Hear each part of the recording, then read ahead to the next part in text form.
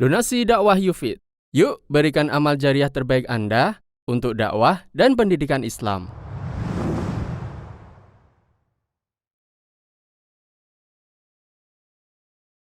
Bismillahirrahmanirrahim. Perkenankan kami berbagi.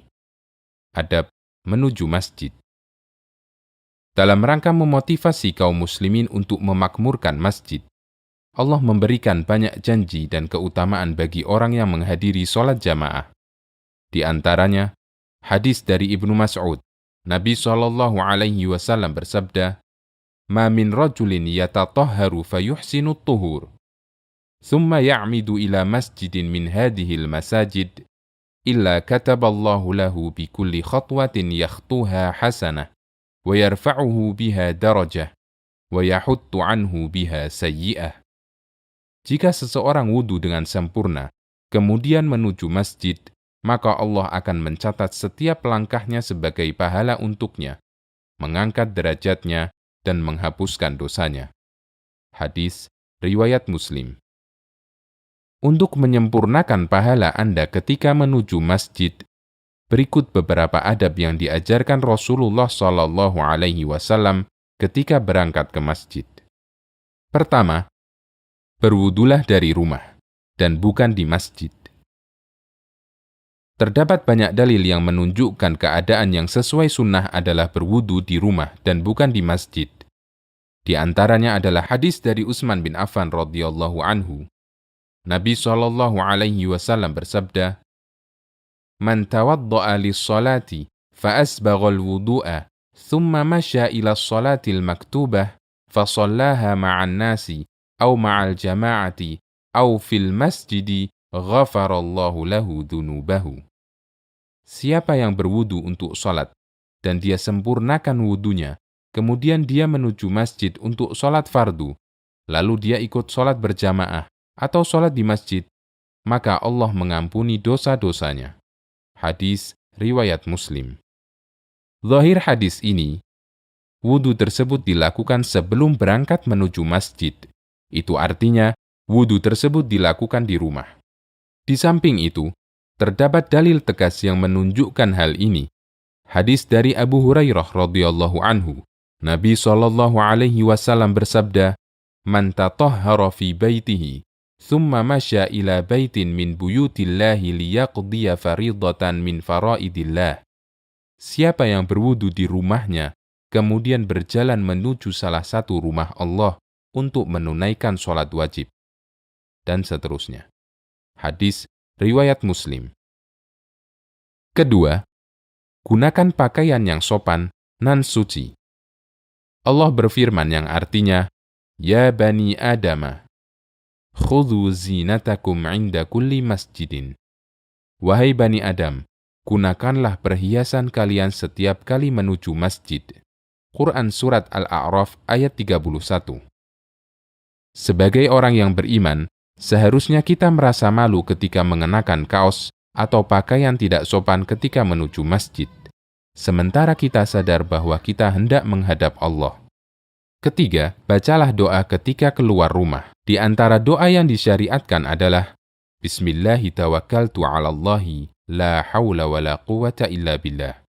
Dengan nama Allah, aku bertawakal kepada Allah. Tiada daya dan kekuatan kecuali dengan Allah. Membaca doa ini ketika keluar rumah memiliki keutamaan besar.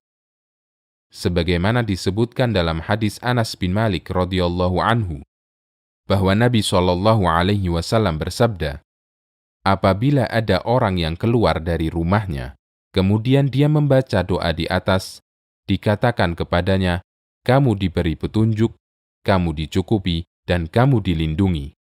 Maka setan-setan pun berteriak. Kemudian ada salah satu setan yang berkata kepada lainnya, bagaimana kalian bisa menggoda orang yang sudah diberi petunjuk, dicukupi, dan dilindungi? Hadis riwayat Abu Dawud, Turmudi, dan disahihkan oleh Al-Albani.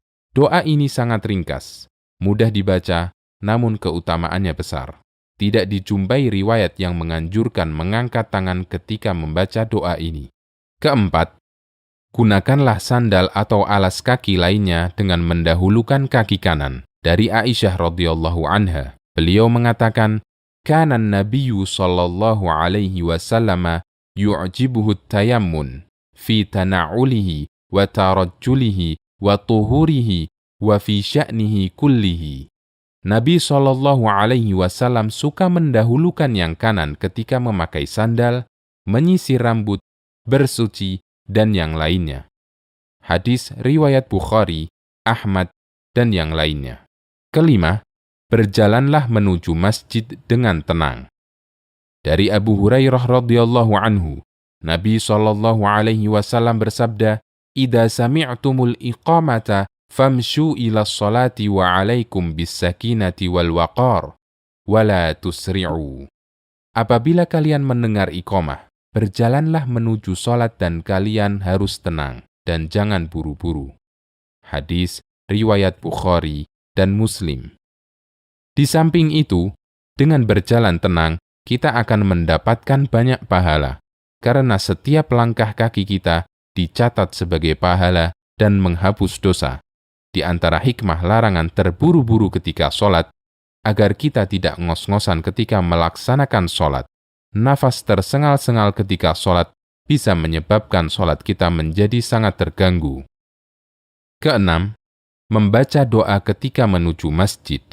Di antara doa yang diajarkan Nabi Shallallahu Alaihi Wasallam adalah Allahumma ja'al fi qalbi nura, wa fi basari nura, wa fi sam'i nura, wa an yamini nura, wa an yasari nura, wa fawqi nura, wa tahti nura, wa amami nura, wa khalfi nura, wa ja'alli nura.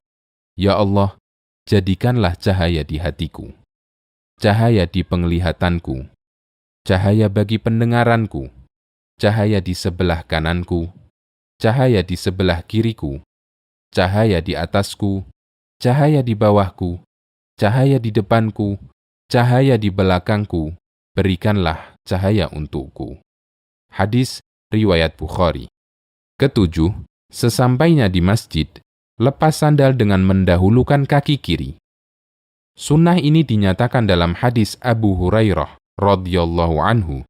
Nabi sallallahu alaihi wasallam bersabda, "Idzan ta'ala ahadukum falyabda' bil yumna, wa idza khala'a falyabda' bis shimal."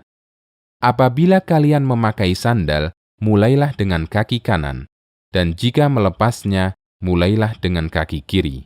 Hadis riwayat Bukhari dan Muslim. Kedelapan, masuk masjid dengan mendahulukan kaki kanan. Dari Aisyah radhiyallahu anha, beliau mengatakan, Nabi Shallallahu alaihi wasallam suka mendahulukan yang kanan ketika memakai sandal, menyisir rambut, bersuci, dan yang lainnya. Hadis riwayat Bukhari, Ahmad, dan yang lainnya. Para ulama mengatakan, semua kegiatan yang baik dianjurkan mendahulukan bagian tubuh yang kanan. Termasuk dalam hal ini adalah mendahulukan kaki kanan ketika masuk masjid. Anas bin Malik radhiyallahu anhu mengatakan, "Minas sunnati idza dakhaltal masjida an tabda'a birijlikal yumna, wa idza kharajta an tabda'a birijlikal yusra."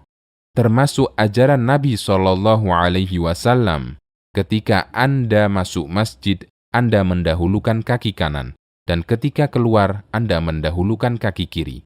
Hadis riwayat Hakim, beliau sahihkan dan disetujui Ad-Dahabi. Kesembilan, berdoalah ketika masuk masjid. Ada banyak doa yang diajarkan Nabi Shallallahu Alaihi Wasallam.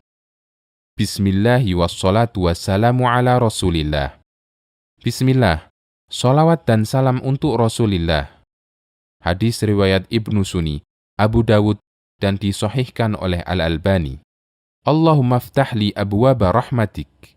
Ya Allah, bukakanlah pintu rahmatmu untukku. Hadis riwayat Muslim. A'udzu billahil azim wa biwajhihil karim wa sultanihil qadim minasyaitonir rajim. Aku berlindung kepada Allah yang Maha Agung, dengan wajahnya yang mulia, dengan kekuasaannya yang langgeng, dari godaan setan yang terkutuk. Untuk doa terakhir ini, terdapat keutamaan khusus. Dari Abdullah bin Amr bin As, radhiyallahu anhuma bahwa Nabi Shallallahu Alaihi Wasallam ketika masuk masjid, beliau membaca doa di atas. Kemudian beliau bersabda, "Jika orang membaca doa ini, maka setan berteriak, 'Orang ini dilindungi dariku sepanjang hari.'" Hadis riwayat Abu Dawud dan disahihkan oleh Al-Albani. Ke-10, salat tahiyatul masjid jika masih memungkinkan. Nabi Shallallahu Alaihi Wasallam berpesan, "Idza dakhala ahadukumul masjida, fala yajlis hatta yarka'a raka'atain."